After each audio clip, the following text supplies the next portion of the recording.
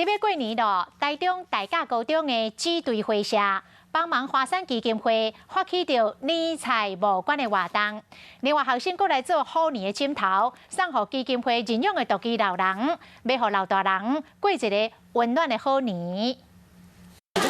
将风水物甲塞入去，再来甲天起来，搁套一个红色外套，一个充满过年味的虎年枕头就完工啊！这拢是大家高中的学生亲手做的。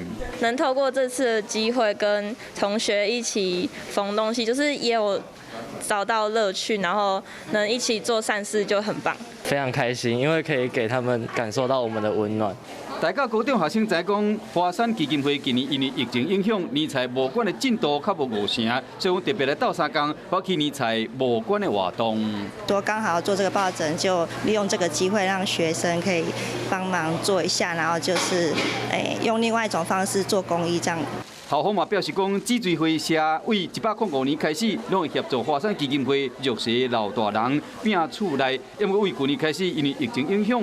都无搁继续摒扫啊！这个同学拢希望讲，透过实际行动，会使让这独居的老大人，拢使欢喜过好年。